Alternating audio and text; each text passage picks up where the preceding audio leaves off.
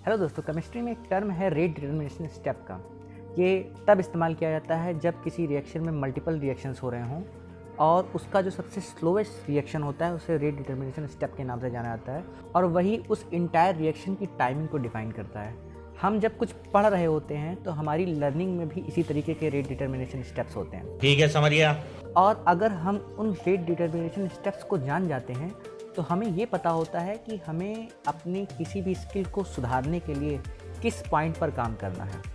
Rate determining steps, very important. Example के तौर पर इस अर्थमेटिक इक्वेशन को देखिए। आपकी नज़र में बहुत सिंपल है, लेकिन एज्यूम कीजिए कि आपको ये आ ही ना रही हो।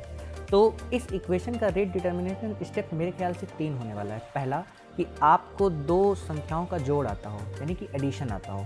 2 अलग अलग नंबर्स को आप सब्सट्रैक्ट कर पाते हो, यानी कि घटा पाते हो। उसके बाद 2 संख्याओं का गुणा आता हो, यानी कि उन्हें आप मल्टीप्लाई कर पाते हैं और लास्ट में आपको एलसीएम लेना आता हो। ये चारों इस इक्वेशन को सॉल्व करने के रेट डिटर्मिनेशन स्टेप्स हैं।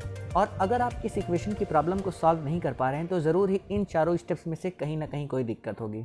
आप उसे आइडेंटिफाई कीजिए और जस्ट फोकस ऑन दैट। आप पाएंगे कि 10 क्वेश्चन एलसीएम के लगाने के बाद आप इस तरीके के कई सवाल को हल कर देते हैं। एक स्टेप आगे पढ़ते हैं। एज्यूम कीजिए कि आपको प्रोजेक्टाइल मोशन पढ़ना है, लेकिन आपको वेक्टर एनालिसिस आता ही नहीं है। आप पाते हैं कि आप जैसे ही वेक्टर एनालिसिस पूरा पढ़ लेते हैं वैसे ही आपको प्रोजेक्टाइल मोशन अपने आप ही आ जाता है। जब आप फॉरेन लैंग्वेज सीख रहे हो तो एक और रेट डिटर्मिनेशन फैक्टर है वोकैबुलरी। अगर आपके पास किसी भी लैंग्वेज की वोकैबुलरी अच्छी है तो आप अचानक से ही उस लैंग्वेज को बोलने लगते हैं। Dissertation, profession, portion, intonation, convention, sanction, and many other words. Assume कीजिए कि आपको इंग्लिश नहीं आ रही, आपको सिर्फ इंग्लिश के 150 वर्ड्स आ रहे हैं और आप परेशान हैं, यार ग्रामर पढ़ लूँ, यार ये कर लूँ, लाओ ये पढ़ लूँ, लाओ वो कर लूँ। आपको इंग्लिश नहीं आ रही है। अब इंग्लिश बोलने के लिए सिर्फ 2 रेट डिटर्मिनेशन फैक्टर्स हैं।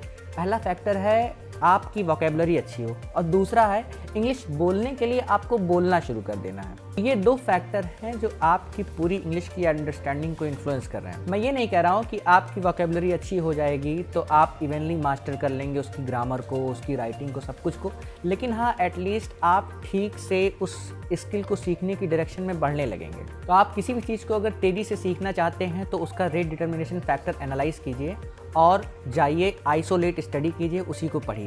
रेट डिटर्मिनेशन फैक्टर को हम बेंजामिन फ्रैंकलिन के एग्जांपल समझते हैं। बेंजामिन फ्रैंकलिन को अपनी टीन एज में एस्से लिखने का शौक था, लेकिन वो उस समय एस्से अच्छा लिख नहीं पा रहे थे। तो कर क्या रहे थे, जो उस समय पॉपुलर एस्से छप रहे थे, जो उनके सामने आ रहे थे, वो उससे अपने एस्सेस को कंपेयर कर रहे थे। अच्छा, कंपैरिजन से उन्हें कुछ खास लाभ नहीं हुआ, क्योंकि जब भी वो एस्से लिखने की कोशिश कर रहे थे तो उसके सीक्वेंसेस भूल जा रहे थे। तो उन्होंने जानते क्या किया, उन्होंने सोचा कि यार सिर्फ 2 रेट डिटर्मिनेशन फैक्टर हैं जिसकी वजह से मैं एस्से नहीं लिख पा रहा हूँ।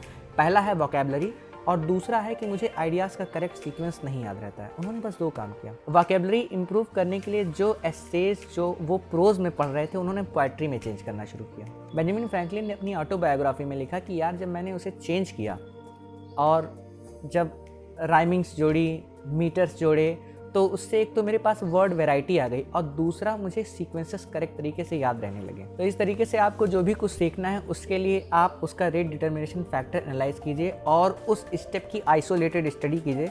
ज़रूर ही आप जो सीखना चाहते हैं उसे बहुत जल्दी सीख जाएंगे। वीडियो अच्छा लगा होगा तो आपका मेरा ये वीडियो पसंद आएगा जिसमें मैंने ये बताया है कि टॉप परफॉर्मिंग स्टूडेंट्स की डेली एक्टिविटीज़ क्या होती हैं। Thank you for watching my video.